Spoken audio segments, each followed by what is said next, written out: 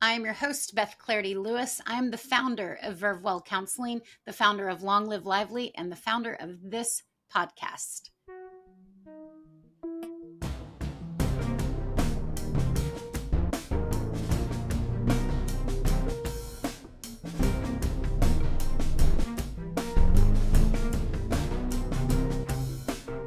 Welcome to the Verve Counseling podcast, titled This Won't Be Done by 5, which gives a nod to the human condition, which simply holds no deadlines.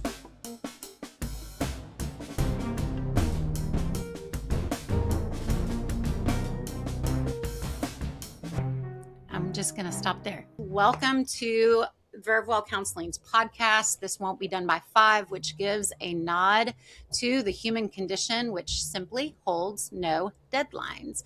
We have with us today, we're really excited about this. We've had a long time working relationship with Kevin Forbes of Rev Strong in Fort Worth, Texas, and a little bit beyond. I think that you've expanded a little bit outside of Fort Worth. Is that right? Or are you... Just in Fort Worth still. We're looking actually in Dallas right now. So Okay. there you go.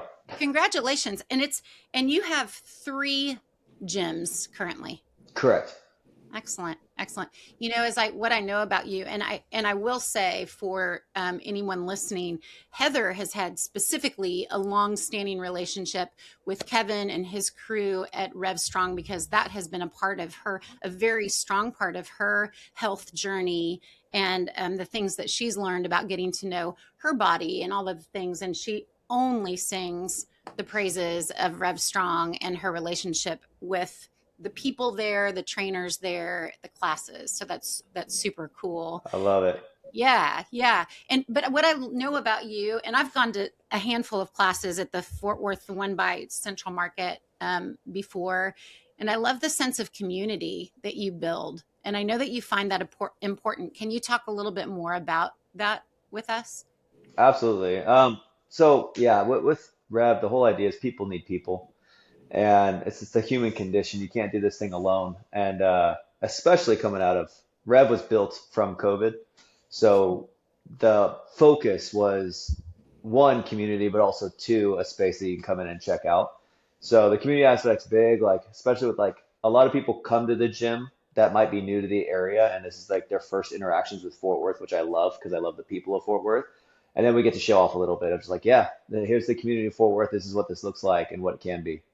Yes, that is awesome. I believe I come from a similar framework, and that is that that we're pack animals, and we're not meant to live in a vacuum, and it's a birthright. Connectedness is a birthright, and we have to have it to thrive. And our job, ideally, that connectedness is healthy and Hmm. and vibrant.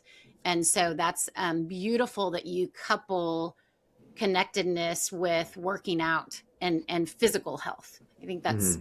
that's very very cool.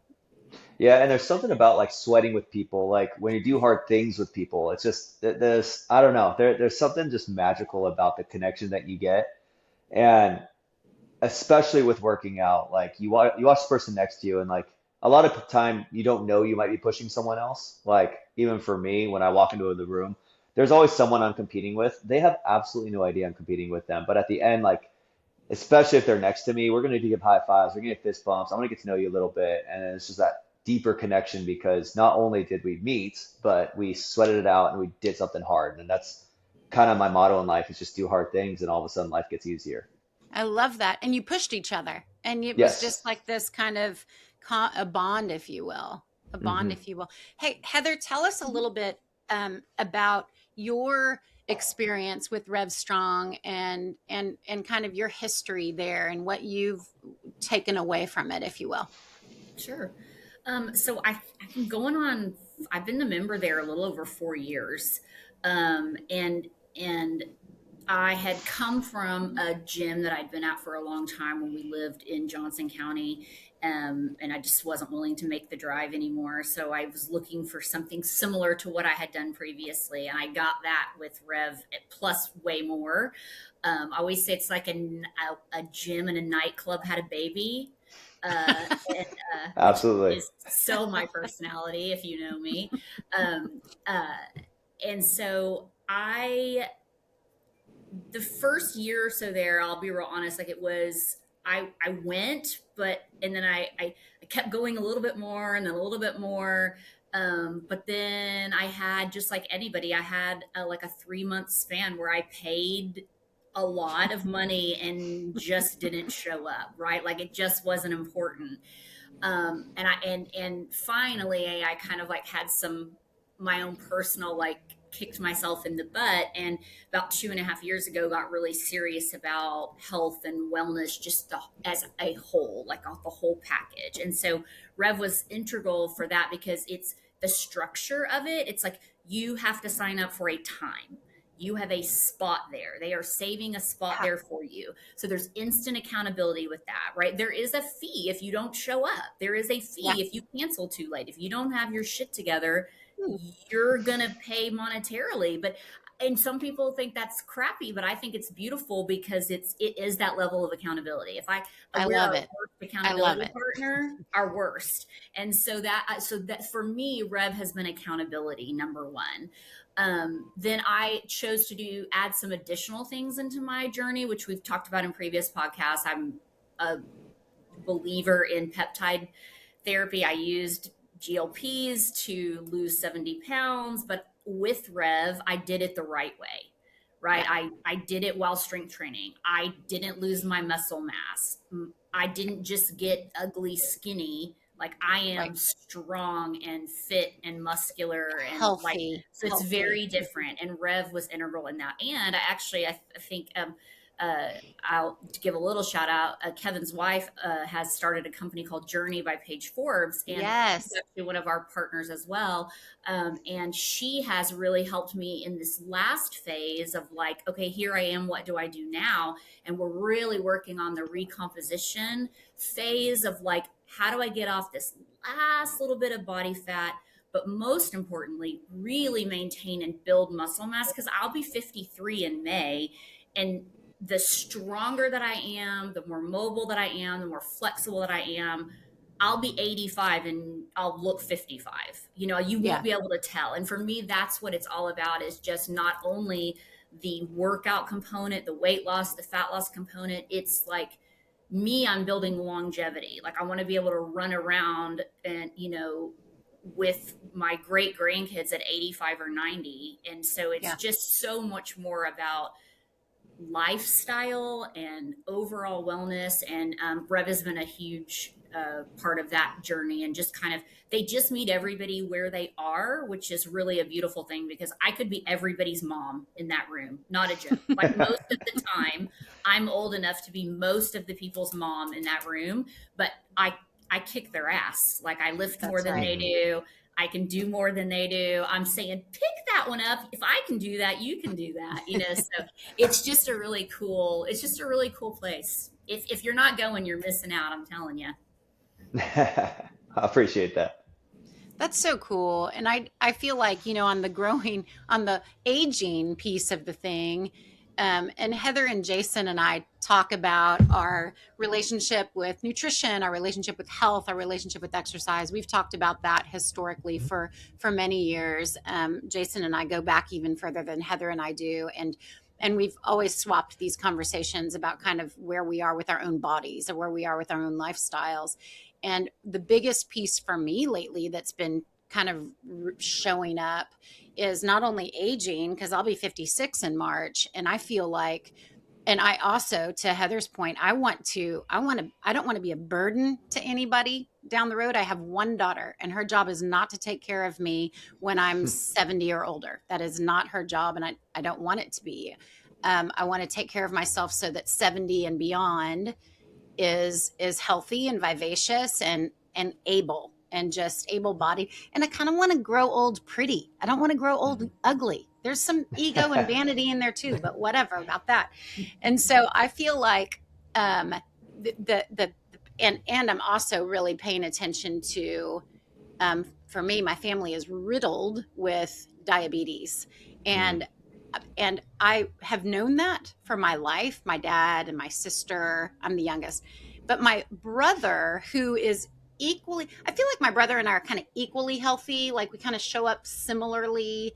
He has a history with yoga. He's incredible, very athletic his whole life. He's been athletic. And so when he started having some health issues, I started thinking, well, he's going to kick it because he's so health minded and his lifestyle is so important to him, which he does. But then diabetes still got him. And I thought, Mm. oh no, I'm not doing this. And so my sugar numbers have been pre-diabetic for about the last 2 years. And I have been like aggressively, kind of like Heather says she shows up in that gym. That's how I've been showing up in my day-to-day life. Like I'm not pre-diabetes. Pre-diabetes can be reversed. Diabetes can be put in remission. My brother has Hmm. managed to put his in remission through lifestyle. I'm reversing this shit. Yeah. Diabetes does not have a place in my home. It does Hmm. not. And so but with that, building muscle is one of the biggest flags. Like build muscle. That's where then your glucose can get absorbed into it's the one of the biggest pieces to absorb glucose, and just 100%. really helpful. But to that point, I've taken that a lot more seriously. The gym, I mean, I have a staircase in here, classic Beth move because I don't like going to classes or gyms, but I do push-ups on my stairs, like just because a straight push-up is still a challenge for me. So Hmm. this incline push-up is doable for me right now where I am with my body. So I've been doing that in between sessions. I run and do push-ups on the stairs and Hmm. all this stuff, but kind of to the point of aging, I guess. Different things. We show up in our 20s. Some of us, I'm from the creative world. I'm from the artist world, and we were not in gyms. We were not jogging in our 20s. And so we were there was a lot of tomfoolery in our lives in our 20s. So now in my 50s, I'm kind of like going, okay, all right. Yeah. And I've always been health minded, but taking it up a notch is all Hmm. that to say. All that to say. Well, the Well, most Heather, important organ we I'm have in our sorry, go ahead. body for longevity. Oh, the most important organ we have in our body for longevity is muscle mass. I mean, that's been proven over and over and Yeah. over again. Um, and you're right. Like it definitely helps with diabetes. I've had hundreds of clients go in remission from diabetes. So like you nailed it. And frankly, like my philosophy with fitness, like for how much I'd love people to come into Rev, if it gets you off the couch, go do it. Whatever that is. Just do it. Like Active. that's Just step one. move. Yeah. Yeah. We could talk about the complexities of like how to progress that and like what your next level would be, but like the reality is if push-ups on the stairs does it, let's go. Just Yeah. whatever you can do for consistently for a long period of time, do that. Yeah. Yeah. Heather, what were you going to say? Well, I was going to ask Kevin because I know he's a big believer in kind of debunking the cardio myth, right? And so I was going to have you Hmm. share a little bit with our listeners about like why Rev Strong is all about being strong. And so I was just Hmm. can you explain a little bit about kind of that model of like why do you push the strength component over, because we do a lot of cardio in there. I never knew the abs station could be cardio, but it is all the time. So we talk a little bit about like that's just that push and that model for why we focus on strength first. Yeah, absolutely. So again, it kind of goes back to like the number one organ we have is our muscle mass. So Uh, I come from the personal training world, not necessarily the group fitness side. I started off as a personal trainer at 24 Hour Fitness 15 years ago, kind of built my career doing just about everything except for teaching yoga. As far as like my resume, from big productions to teaching spin to all sorts of stuff. And what I found is as a personal trainer, like I used to work at Equinox, we would charge $140 a session. If someone were to come hire me, the only thing we focused on was strength training. Well, why is that? Because that's what gets people to move well for a long period of time. Mm, And then you increase metabolic rate because of the muscle mass that you have. Your basal metabolic rate is the baseline for how many calories your body needs. The only way to really increase that, you increase it with fat, but it's way faster with muscle. yeah. Um, so that's our goal when it comes to strength training. Our gym basically has 5 stations. 4 of them are going to be strength focused. One Yeah. of them is going to be cardio. I think cardio kind of back in the day was really popular because it burns a lot of calories. The only problem when we have that kind of mindset And I will say most of the people that come in the gym are looking to lose weight, right? That's probably 80% of the people that walk in the door. But when we are doing cardio, you start cardio, you're burning calories. You stop cardio, you're done burning calories. Right. And that's it. And frankly, it's not even that efficient at doing it as well as something as simple as like steps, right? So like for Rev, we get our cardio section in. That's going to have a lot of heart rate variability. That's why we do more like hit style, like cardio, where it's going to be more movement based, not necessarily like steady state treadmill or something like that. Where we're looking for peaks and valleys because that's the fastest way to increase your cardiovascular health. So that is what we're focused on when we're at Rev. It's not going to be, let's go do steady state for an hour. If you're training for something, sure, go running. But my belief as far as like cardio versus strength is build your muscle, get that strong because everyone wants to be able to carry the groceries from the car into the house. Everyone wants to be able to pick up their kids. Everyone wants to do the functional strength portion. As far as cardio itself, I'm a huge believer of just get your steps in. Yeah. Um, Yeah. because it's more, again, think about longevity. Not everyone is going to be able to run for the rest of their life. Like at 70 years old, it'd be cool if you're running, but if you're only running and not strength training, you're probably not running anymore because you've probably Right. not built the right muscles to be able to increase that longevity. I I have learned recently that, or not recently, I kind of have learned it maybe within the last decade that because I would run when I was probably in my 30s into my 40s, I was running and trying to build up my relationship with running, and still not going to a gym because it's just not my thing. But I would do yoga from time to time and some Bikram and all that jazz. But learned I had a conversation with a chiropractor. This was maybe 3 years ago. And I said, strangest thing. Oh, and I would also cycle. I would ride my bike on the trail and I would put in tons of miles. And I said, the strangest thing, I run a little app while I'm on my bike and it shows me kind of just a baseline of like how many calories I might have burned or whatever shit that I found important that I now realize isn't super focal. And I said, the strangest thing is that I thought I was burning so much when I was riding my bike, which I thought that was significant. I would ride, 30 miles and there was a decent calorie burn. But when I would walk these were long lengths, the 30 miles, and then I would walk about 9 miles.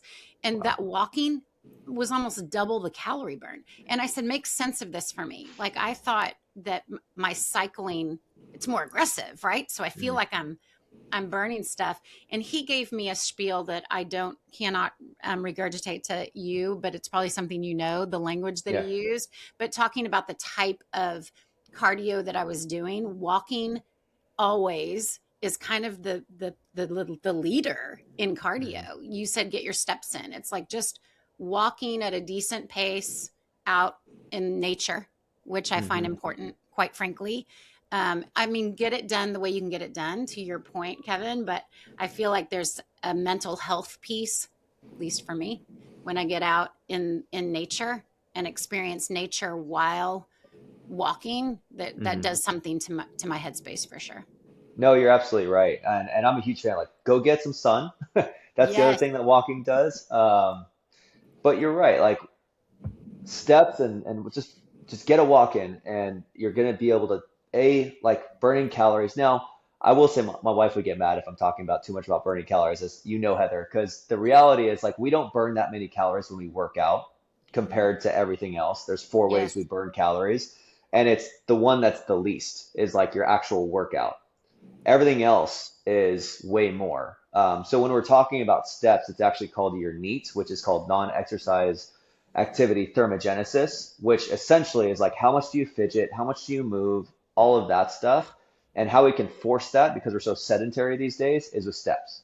But it's the second largest calorie burner of your day, besides the fact of like how many calories your body needs to like just function. Right. So, and then if you tie in the mental aspect piece of it, just get outside. I don't care if it's cold, wear a jacket. Like, go get Buckle up. outside, go get us some sun, and you're probably gonna have a better day. Not Yeah. probably, you will have a better day. I've yet to find someone that doesn't. I agree. Yeah, the old adage of nobody really says, "Damn, I wish I didn't go to the gym today," or Yeah. "Damn, I really wish I didn't do that jog this morning," or I really wish I would have overeaten last night." Nobody says these things. Mhm. Well, I was Jason, Exactly. gonna oh, go ahead. I was going to ask Jason, Yeah. talk a little bit about, because Kevin, I know you built Rev. Part of the focus of Rev was supporting mental health, and I know, like, you're a big supporter of that, and you handle your mental health your own way as well.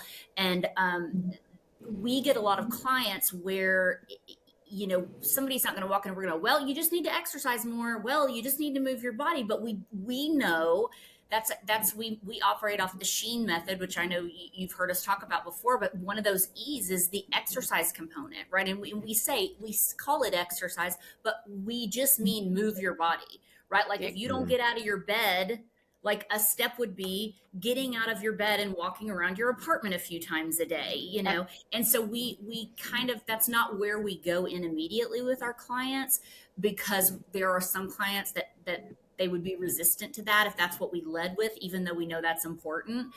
So I was going to ask Jason, what do you hear from your clients about, like, when you meet with your clients where you're like, man, this person needs to get out and move their body and have something? What do you hear as the resistance to that? Like, why are people resistant to that, do you think?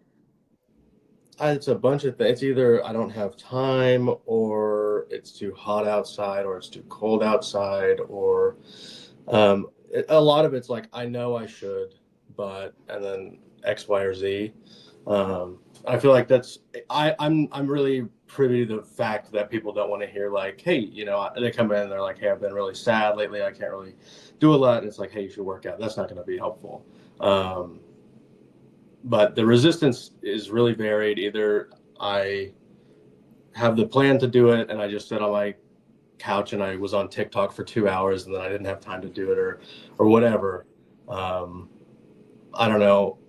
I can't pinpoint like one that I see a ton. It's just a bunch of life stuff. Life gets in the way. Either you have kids, or you're in school, or you have work, and then the time that you can work out is after work or at the end of the day, and you're tired from the day. And I understand all those things. Like, I battle all that probably every week. So, yeah. And to Heather, to the SHEEN method and all of that, which for those listening, our SHEEN method that we tend to kind of bounce around in sessions is sleep, hydrate, exercise, express, and nourish. And if I'm a believer that if those 5 tenets are basically in check more days than not, we're qualified to handle the emotional struggles that will show up in our lives, not because we're diagnosed with depression or we're riddled with something bad. It's because we're humans, and humans deal with anxiety, depression, darker days. And so when we kind of get our lifestyle in check to the best of our abilities, then we are qualified to manage these things more. And while, yes, clients kind of come in for therapy, they're not thinking we're going to send them to the gym or get them out. That gets confusing to them if we lead with that, but I lead with it often. I will lead with, what are you, and the joke I've made before is, the last thing you want when you walk in and you're going through some real shit. I'm not suggesting that's not real, some real emotional struggle, and your therapist asked, are you hydrating? That's kind of weird, but I feel like every therapist should ask that. I think that we should ask, because it gives us a peek into the window of, what does your lifestyle look like off of this sofa in front of me in my therapy office? Like, what are you hydrating? What's your sleep like? And sleep is the kind of the result of all those other letters. And, it's listed first, but it's really the one most affected by all those other things. And so I do dive into it slowly, and I read the room. I don't just spoon feed and force feed the SHEEN method down all clients, but I definitely introduce that and put it in there and go back to it because I really want to connect people with the power to curate a lifestyle that makes them feel pretty fucking good, and if that's powerful. It doesn't have to look. I think that if we ask Jason, me, Heather, you, I think all of our lifestyles would probably look pretty different, but I think we'd have some similar things that we have locked in place. And so it's important for me with my clients to pair lifestyle, and you get to, lifestyle, mindset, what our thoughts are, how we talk to ourselves, all of that feeds the darker days, feeds the Hmm. lighter days. Yeah. It's just that we're more powerful in our existence than we often give credit in the Western culture.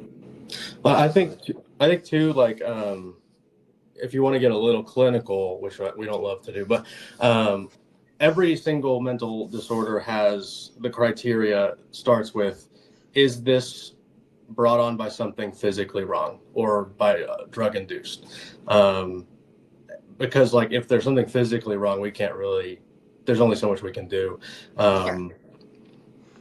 And I do think like bringing that into how we do it, a lot of people I think maybe have the misconception that they're going to come to therapy and the therapy room is going to fix it all.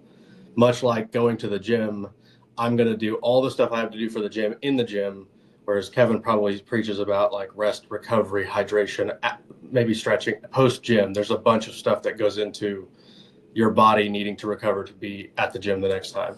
And so I think bringing all of that in, we do have to talk to people about like, hey, you outside of the therapy room, there's a lot of really, really important stuff that happens. Some of that is, are you implementing the things that we talk about? But other things are like, are you sleeping enough? Are you drinking enough water? Are you getting any exercise? And I think when you find resistance in those things, it's important to like, I always go back to the like, does somebody have a dog? If they're not being active and they want to be active, or we've talked about it, do they have a dog? Why don't you walk your dog? People treat, Great. there's a Good, Jason. That's statistic, good. that people fill their dogs' medications more than they do themselves, their own. And so people are generally more willing to treat other people or take care of other people more than they are themselves. So leaning into something like that, I think is really helpful to like combat that resistance. Like, is there someone else that you could either do this with or do it for? And I think that's where like Kevin's gym comes in, because like there's a lot of people you can do it with. There's always people there, and it's a class-based thing. So I've always found that like going to a workout class was a lot more accountable. There's a lot more accountability. It's a lot more motivating. You make friends. You have some social outlet. I think that's really cool. Mhm. Well, I think you nailed it too, because when you're in a therapist room or you're at the gym, like it's a very narrow focus and it's easy because you're there, right? I love the SHEEN method because it's actually talking about the other 23 hours in a day. Mm-hmm. And Right. that is where that's where everything happens. Like you can out eat a workout every day of the week. Um, if you don't change the lifestyle, you'll never get to the goal you want to get. Like, yes, sure, if you lift heavy weight, you might get stronger, but that's really it. Your body's not really going to change that much if you don't change the 23 other hours Hmm. with that. Yeah. Yeah. And Jason, when you said I'd use the how would you take care of your dog metaphor, and I was like, that's brilliant, because most of my clients, I think they would perk up if you start talking about their dog, Mm-hmm. like suddenly, like how, do you take and if you don't walk your dog, is your dog like chewing up your favorite pair of shoes? If you don't give your dog food and water, how are they're getting sick? They're not thriving, and you're a shitty pet owner. So I feel like that's a great way to kind of existentially look at self-care outside of someone. Or how do you take care of your children? How do you take care of your dog? How do you take care of your children? And most people, and then where I would go with that therapeutically is, what is this relationship you have with feeling you don't deserve really great self-care? Like, where did you learn that self-care can be put on the back burner for you, but not for your dog or not for your kids? Like, Mm-hmm. where does that come And from? and I would bet money that most people would get to the like they didn't realize that they had finished their dog's food the night before and they fed it, and then they go to feed it again and there's no food. I'd be willing to bet money that more people would go out to get a bag of food late at night for their dog than they would be get themselves food. They might just be like, I'll just skip dinner. Absolutely. Hmm. You're not going to let your dog Absolutely. skip dinner, or you might, or you're going to find Yeah, something for your dog to eat, because like I got to take care of this thing. This is like, that's I don't right. know how. That's right. And so I think that yeah, we just got to start doing that for ourselves. Hmm. Well, And Kevin, I'll you give you a little tool always that we do. Oh, good. no go. There's always a delay in the So podcast. We don't know who's talking yet. It's like, oh crap. no, We'll you're edit good. that out. It's all good. So one tool that I've always felt works really well is reframing. And I call it like the puppy dog close. So I think it's fitting. Yeah. So it's like reframing like, okay, yes, you have your reasons, and let's be real, it's just excuses of like why you don't want to go do this. It's okay, well, why don't you just try it for a week? Because there's a start date, there's an end date, it feels reasonable of like, hey, instead of like for like getting a walk in, and I've done this with clients, like take a lap around the block one time a day. That's it. Just try it. And then all of a sudden, a week later, I'm like, we meet. Okay, hey, did you do that? Yes. How did it make you feel? It's good. Okay, well, let's fall in love with that feeling. Like they increase something. And now instead of falling in love with the action, because sometimes the action sucks. Frankly, working out can be really hard. It's not the best like feeling in the world sometimes. But if you fall in love with the feeling afterwards, you keep like wanting that endorphin hit over and over and over again. And that's why I call it the puppy dog close, because if I said, hey, here's a puppy, try the puppy out for a week. Is that puppy ever coming back? No, that puppy's never coming back. So Yeah. I like that. I like that a lot. I think that that's really strong for me in my world. I love the idea of fall in love with the feeling instead of the action, because you're right. There's a lot of actions me keeping up with the glucose levels in my blood. There's some boring shit I have to do to mhm, make this to get those numbers in a reasonable place, and yet. But the flip side of that boring shit is how great it feels to not be elevated with sugar levels. There's a feeling that my physical body, but even the emotional piece of me serving myself well, of me doing good things for me and my makeup and what my body holds. That's a great feeling. It's a really mhm. strong feeling. It's very empowering, like we were saying earlier. So I love that. I love that switch of Yeah. you don't have to fall in love with the gym, fall in love with the feeling that the Mhm. workout gives you. I think that's strong. I love I that. think when you ask people like, hey, just go for a walk around your block like once a day, I think that's a much more effective approach than like, hey, come to my gym, we're gonna work you out really hard and you're gonna love it. I People don't tend to like that. Going 0 to 100, it doesn't feel good Mhm. if you're dead, if you're throwing up at the gym. I think Terry Crews said that whenever he has somebody asking like, hey, how do I get into the gym? He'll tell them just go to a gym. Just go in there. Walk in, ask the person at the front a question, then leave. Then maybe next time you go in and you look around the gym, see kind of what's going on, who's there. And he's like, just get used to going. Like you don't have to work out Mhm. for a while. You can Yes. go for 2 weeks and just go sit in the sauna for 10 minutes or go use the bathroom or something. Mhm. Just go to that place to kind of get acclimated to that place. And I feel like that's just easing into it is more 100%. effective. And also the cool thing about working out and kind of the cool thing about therapy is like you can go for a walk for an hour or you can go to the gym for an hour, but you're not ever going to ask people like, okay, you did that for an hour. Now let's work out for 3 hours or 2 hours or 4 hours. It's like, no, it's an hour a day. You have 23 other Mhm. hours.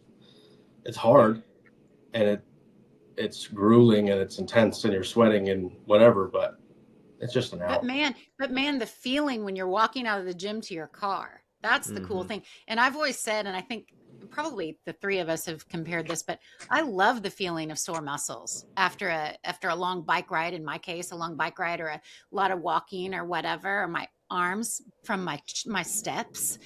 Like I Yeah. love sore muscles. Like it Mhm. feel like that just feels good. That's a physical feeling, but also just walking out to your car from the gym is kind of like a moment of yes, like Mhm. I rule. Even if it's day one and you have 70 pounds to still lose, it doesn't matter. None of that matters. The beautiful thing about that moment post workout to the car is you do rule. You do Mhm. rule. And that's powerful. Yeah. Pretty cool. Well, I don't think there's a lot of opportunities in our life where we can actually like get the feeling of accomplishment. That's a physical feeling. Like most of the times we're working on a project, like I have 5 projects going on right now that I probably won't see to fruition for months, right? It's the same thing. It's very like Yeah. with physicality, it's like I worked out tomorrow I'm sore. Oh my gosh, I did something yesterday. Now I feel accomplished. Yeah, And it's so hard to find that outside of the gym. that's a good Um, point. I think that's a good so reminder for people too, is like you have those projects that you're not going to accomplish for months and months on end. I think a lot of people go to the gym and they come home and they've been to the gym for a week maybe, and they look at the scale and they might weigh more because their body's retaining more water, whatever. And it's like, well, hell, what was that for? Like, I did all this hard work for nothing. But it's like, you got to focus on the feeling of the day. And if you are consistent, things will fall in line, or you'll at least feel better. Like, you don't regret going to the gym after you go to the gym. You're like, man, I shouldn't have gone to the gym today. I could have watched YouTube for 2 hours instead. mhm. But it's, we attach so much value to like the number on the scale or our waistline or how big our arms are or whatever. And it's like, you get that from every single day having that feeling where I've accomplished something, I've done something, and you do that for a long enough time. Yeah, your arms will get bigger, your waist will get smaller, your weight will go down. It's just, you can't focus on the end. You have to focus on like, what can I do today? Yeah. Yeah, Fall in love with the process, not the actual action. Yeah. yeah, And yeah. to your point, Beth, like it's not exciting every single time. You're not motivated every day. It's like do the Right. boring shit every single day, and all of a sudden, if you close your eyes for 6 months to a year, your whole life has changed. Yes. Yes. And suddenly that boring stuff is kind of like, that actually is pretty exciting. And maybe that's just me growing old. I don't know, but I Well, just no, I can do like real life push-ups. Like I can do yeah. push-ups for I know you myself, can. Yes. like I a know you boss can. bitch, and I can I do know like you 8 or 10 in a row without having to take a break. I could yeah. not do that before, right? That did not happen from going to the gym one time.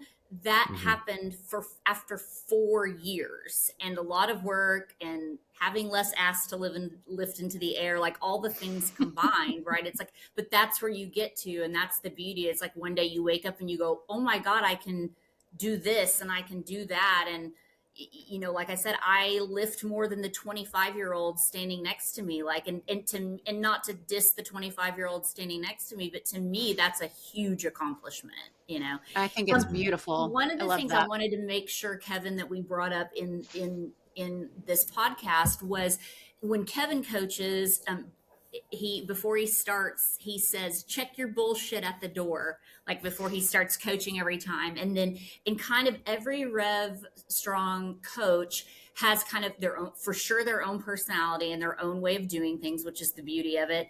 But they all kind of have these things, these little nuggets that they talk about. And it's not about the workout, it's not about the weights, it's not about the sweat, it's not about the strength training, it's about life and mindset and all of these things. So Kevin, can you speak a little bit to like, is that something that you ask them to do? Are you just really good at hiring just these incredible people with these great hearts and whatever? Talk to us a little bit about like that push with Rev Strong about really, really focusing on the mindset component and letting people know they're not alone, and just kind of that overall just supportive environment that you've created. Yeah, I love that. And yes, we definitely push towards like we call it our daily message. And I will say I have a rock star team right now that they are amazing at this. It came from when I was teaching spin actually. So when I was teaching spin, dark room, there's like a mirror in front, but like the ability to really connect with people on a very, very deep level. It actually was very therapeutic for me when I was teaching spin. Uh, when I was teaching it the most, I was actually going through a divorce at the time, and I messaged the hell out of it. Like it was me working through my stuff because the idea of our message is like use if you can use a real story, it'll feel authentic. Don't fake it. If you're not feeling anything that day, use a quote, send them on their way. You're good. But like beyond that, like if you have a true authentic story, then you're going to connect with someone that's probably going through the exact same thing. And if you can spin it into something positive, one, it's really good for my trainers, and that's partially why I do it, is because I want them to be mentally strong. Um, and open and vulnerable, just like I want my members to be open, strong, and vulnerable. So we have amazing trainers that are able to connect to that. Like, I'll give you an example. Like my message today, I just got done teaching a couple hours ago, was like, Okay, 2025, I always have a theme for the year, was resilience. Last year was resilience. I'm never choosing that word ever again in my entire life because last year absolutely kicked my ass. Um, so this year is intentional consistency. And it's like, here are my buckets of what I'm going to spend time on. If it doesn't fit in a bucket, I'm not focused on it. I'm not worried about it. But Mhm. I'm very intentional with my time. I'm very intentional what I can like consistently do on a daily basis. To your point, Beth, it's going to be the boring shit every single day. I don't Mhm. care. But if I can close my eyes for a year and just focus on this intentional consistency, I'm going to be at a place that's way better than I was January 1 of 2026. I love it. That is so good.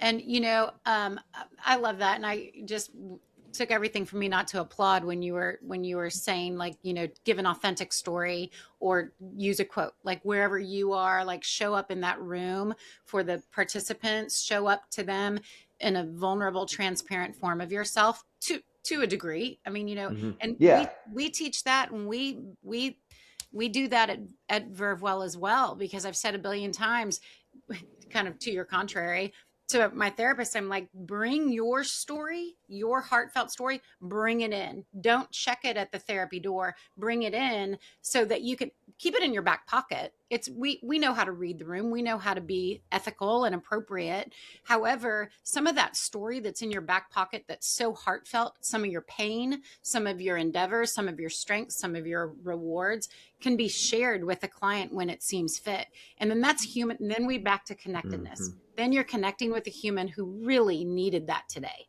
And so Yeah. it's really important. And like at Rev Strong at Vervewell, we're all about, like, bring yourself into the room and your unique self. How many times I've said, Heather is Heather, Jason is Jason, Beth is Beth, Casey, Blake.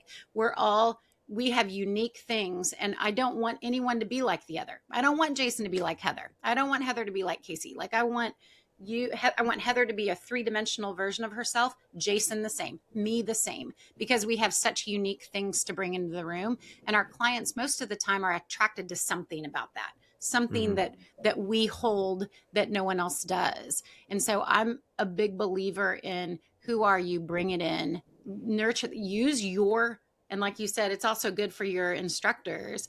I want my staff to feel supported and to feel valid and to feel heard and understood, so that they can walk in the room and that client who might be really in a dark place can feel that support from the therapist. I don't want our therapist walking in, put their bag down, and they just plop down in their chair and they just do things automatically. Like, Hmm. we're just checking boxes. We're just going through, because that's not a good service, in my opinion. Yeah. So I like that you're encouraging your staff, as I encourage Vervewell, and we honor it as well, as to, who are you as a human, and Hmm. bring that beautiful self of yours into the room, and be of service, of really quality service, to these cool people that come in. Yeah. And I will say this, when I say people need people, people don't need robots. People need authentic people, and They need heart everyone and has a soul. story. Yep. Yeah. Everyone has a story. Everyone I'd say, and you probably can talk into this a lot more than I can, but like you feel like you're always on an island when you're going through something hard. And like when someone, like you said, like even like your therapist can come in and relate to it, being like a story that's similar or whatever it is, all of a sudden you're not on an island anymore. Absolutely. We need to know that we're not alone. It's powerful. Jason, you and I were talking about that in a meeting just the other day. Mhm. And I will say that this is just a funny little note to end on, to wrap up on. There was one day, I know it was the three of us. Maybe Blake was in there too, but I'm pretty sure it was just the three of us, Jason and Heather and I. And y'all were showing me how you can do all these strong maneuvers. Like, we were doing push-ups and plank, and Heather was showing us how she can do this thing and that thing. And Beth over here is like, I can't do any of that shit. I don't have that strength, which is funny, because my words for 2026 is strength and bravery. Strength and bravery. It's just something that I'm kind of like reciting in. I'm doing a lot of things that need me to show up brave for myself. And I need some muscle. because I'm kicking diabetes out. So thank you so much, Kevin, for Of joining course. us today, for taking the time. We just think the world of you and all the good work you're doing out there with Rev Strong. We're just really excited to have taken some quality time with you today. Yeah. Well, I appreciate you, and thank you for this. You And got don't it. You got forget that if you are a client here at Vervewell, you can go to your first class at Rev Strong for free, as well as get your first 2 weeks for free. If you fall in love with it, like I know you will, you can go for your first 2 weeks for free. You just have to mention Verve that you're a client here at Vervewell, and Kevin and his team will get you all fixed up. Thank you for that, Heather. I love that you said that. And Kevin, give a real quick, how can people find you? What would be how can they find you? Absolutely. So it's revstrongfitness.com. You can find us on Instagram, find us on the website. That's the easiest way. If you are interested in those 2 weeks for free, hit us up, and we got you. Awesome. Thank you so much, Kevin. I hope you have a great new year. And it was a pleasure. Same. Absolutely. All Have a right. good one.